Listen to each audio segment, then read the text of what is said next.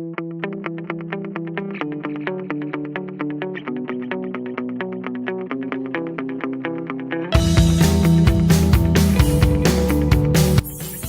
guys, in this video I'm going to be showing you how to create a preloading form in Microsoft Access using MACROS. So today we're not gonna use VBA code or any Visual Basic, just MACROS. No expressions, nothing else, just MACROS.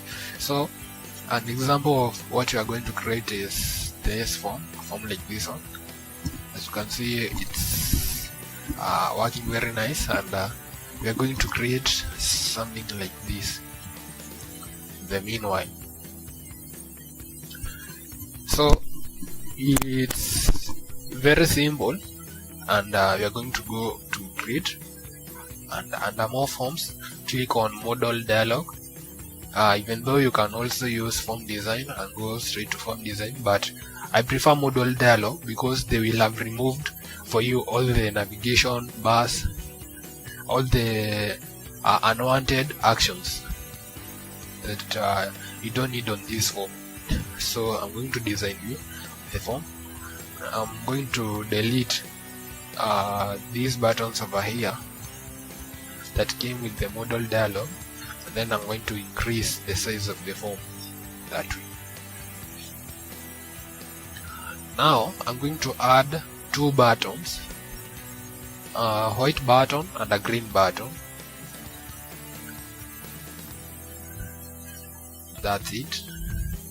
I'm going to move it a little bit, reduce its height just a bit, and then I'm going to change its fill to white, and then its outline to dark black. Yeah, that way. Now I'll change the background of the detail. Here, select on detail. This is the detail, this is the form, so select on detail here, and then I'm going to change the background, the fill, to this time you can use a different color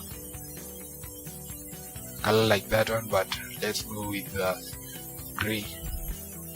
That's so dark, so let's use that one. Let's form view. Yeah, okay. Now I'm going to copy paste this button, Control CV, and then I'm going to align both of them to the top and to the left.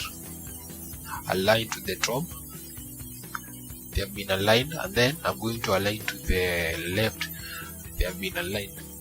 Now I'm going to reduce the width of one of them that way, and then change its fill to green.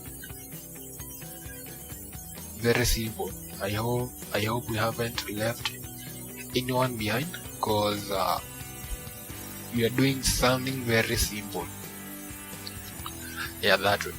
Now we can change the name of this button to loading resources. Please wait. Loading resources, please wait, and then we're going to make it some modifications, like bolden it and then increase the font size to something like 14. Yeah, that's way much better. So then we are going to change the fore color of this white button to white. I know how you're wondering why we are going to do that, but the main reason why we are doing that is that in fact, let's not use this button's name, but instead use a detail. Let's add a detail instead. Loading resources. Please wait. Yeah, we'll make it bold 14. It was black initially.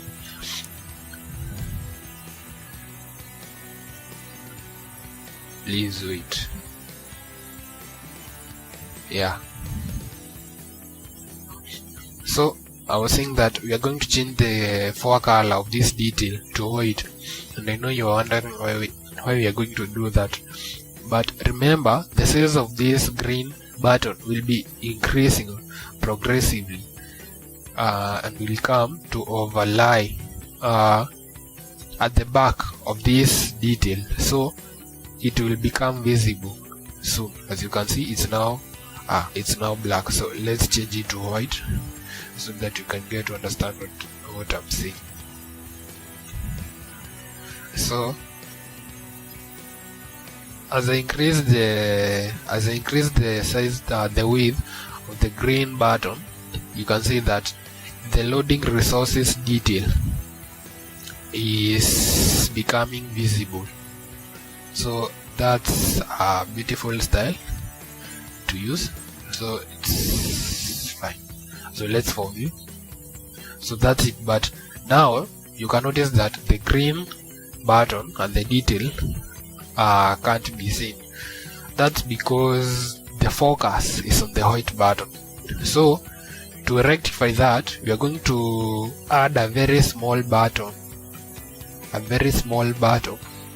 which can divert the focus of this form. A very small button, just to divert the focus.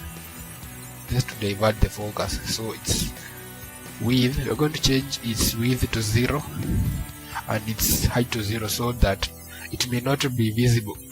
So we are not going to use the visible property to no, because if we set the visible property to no, that control can't get the focus, and we want it to get the focus so that it diverts it from the white button. So the button is created, here it is. So we are going to tell this form that whenever it loads, it should divert the focus to this very small button.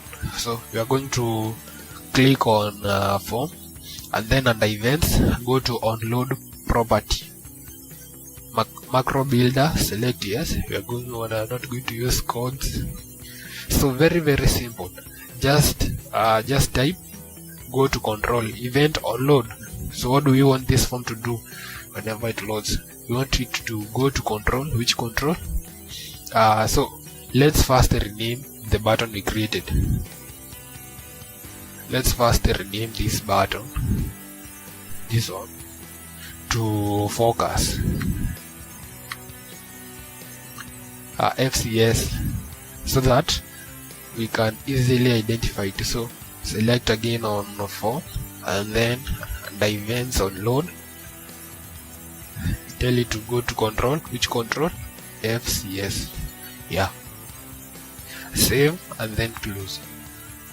Let's now see, let's give it a name like loading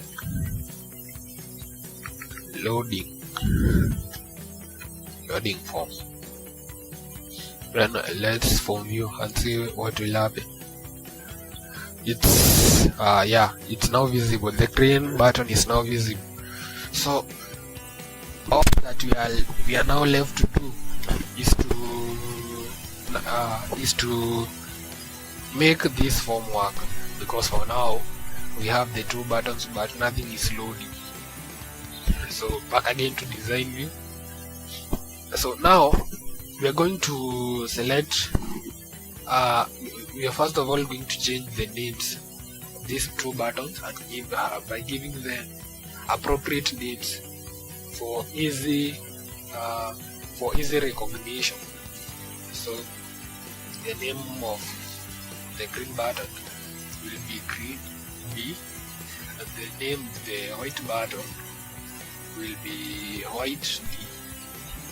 The name of this detail will be loading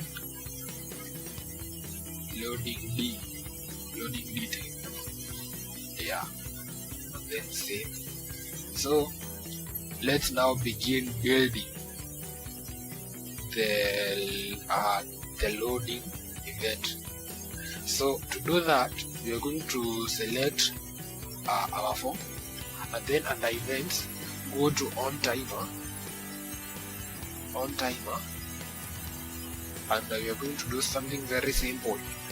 We are going to tell the form to set the value of the green buttons width to a certain number. But now, as you can see, we can't use this function because it's currently not enabled. We can't use the set value command because it's not enabled. So to enable it, click on show all actions, and then let's now try typing it. Set value, it has now appeared. Enter. So what items value do you want to set? So the item that I want to set its value is the green buttons. So green B. So green B has so many properties. So to select one of its properties, just add a dot, and then all its properties that you can modify will be displayed. You can see the alignment, the back color, back shade, the level, so and so on. So for me, what I want to modify is the width. So I don't need to scroll. I just type width. I want to set the green buttons width. So expression.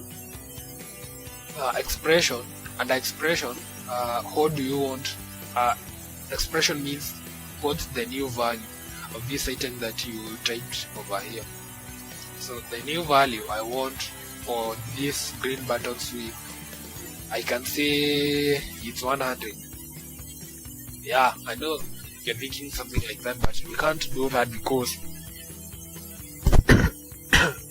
if we use 100, just plainly that the form, even after closing and opening, nothing will be changing. It will just change the value once that we the green buttons will remain to be 100. So we're going to use some simple mathematics where we can say that we want the new green buttons to be the original green buttons with, so green button dot width plus 100.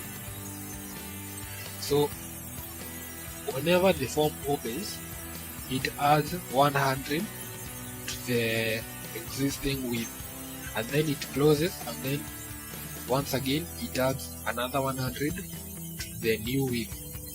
So the process repeats itself and so on. But now using 100 is still not a very good idea because we don't know the calibrations of the system that you are using, whether they are in centimeters, whether they are in millimeters, inches, pixels, we don't know.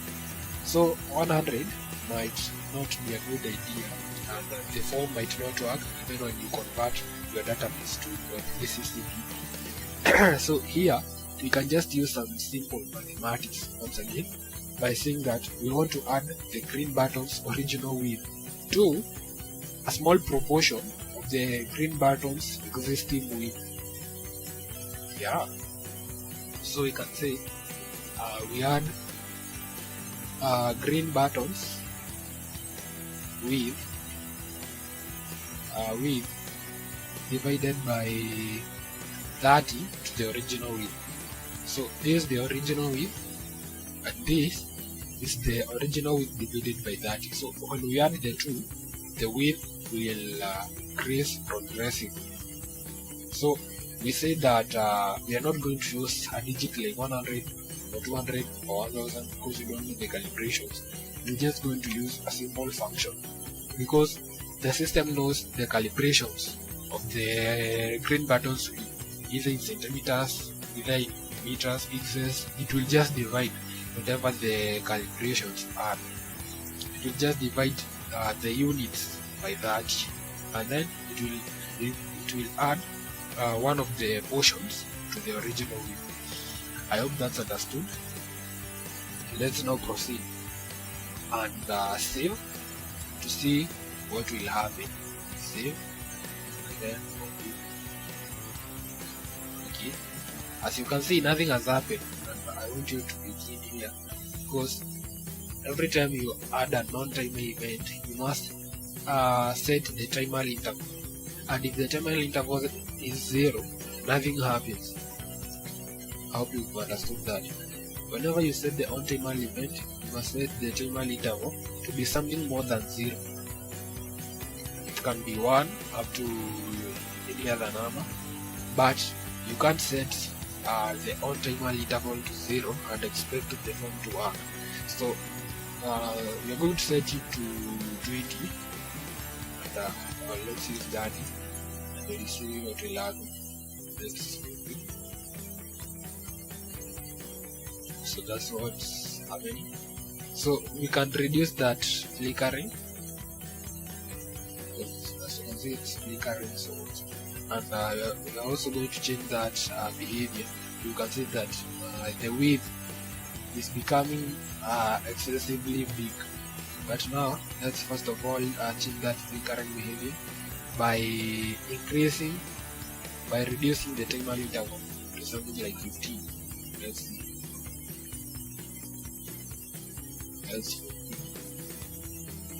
Yeah, it's okay, but now the width is increasing by a very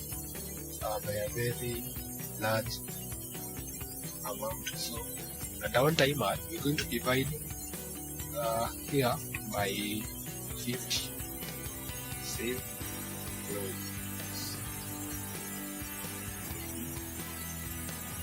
Yeah, so much better that way. So now the next thing we are going to do, you notice that the green button's width is becoming excessively big, and we just want it to go up to a certain level, like here. So it means that we want the green button's width to be equal to the white button's width, and whenever that happens, the on timer event should stop, so that there will be no more increment in the green button's width. So back again to the on timer, and we are going to add an if event. So we want to tell the computer that if this condition is met, something should happen. So our condition should be if green buttons dot width is greater than or equal to white buttons dot width. So you have told the computer the condition, but you haven't told it the action. So let's now tell the computer what it should do if the green button's width is greater than or equal to the white button's width. So we want to tell it to stop all the macros. Simple. Let's now see what will happen. Yeah, it worked. So these are very simple code, and I don't think anyone needs to crank this because it's way too easy. That's the main advantage of macros. So the stop all macros stops any macro event that's happening, like on timer, on load, on current, on upload, anything. So I hope it's understood. The green button's width, if it's greater than or equal to the white button's width, the form will stop all the macros, because the green button's width was compressively increasing. So that's all. So working. So don't forget to hit the subscribe button so that you may be getting more of this by posts, and also click on the bell so that you can get notifications whenever I post new content on YouTube. So you can also add some other notifications, like you can search some blue like that. So like that.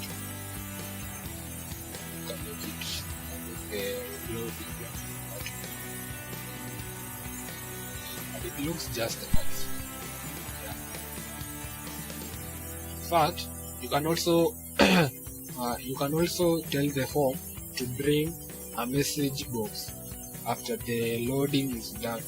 here we can tell the computer to give us a message box. What message? For example, we can say that welcome to my app. Welcome to my app. So if you're supposed to know that I have placed this message box right under the stop all macros. If I place it here, the first thing the form will do is to display this message box, because in macros the position of any action that you add really matters. So if I place it under the stop all macros button, it will happen under it. So it's currently, let me highlight this so that you can see. So it's under if. So if you check on this minus, it's on the right of this message box. So this message box is under the if action. So the green buttons will be greater than the white buttons. The form will stop all the macros and then will display this message box. Yeah.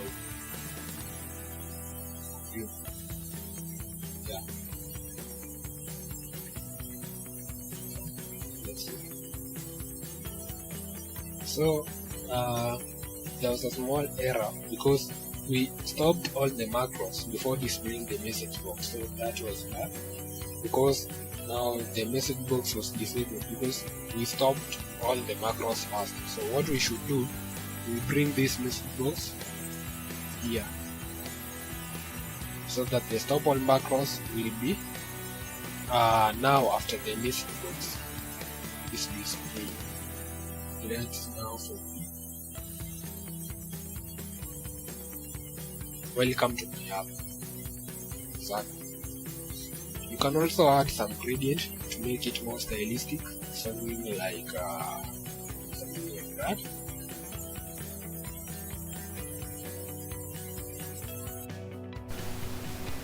Thank you so much for being my audience today. In case of anything you didn't understand, you can just highlight it in the comment section, and I won't forget to look at it. So for now, just hit on the subscribe button to get more videos on Microsoft Access and other products from Microsoft. Thank you. See you in the next video.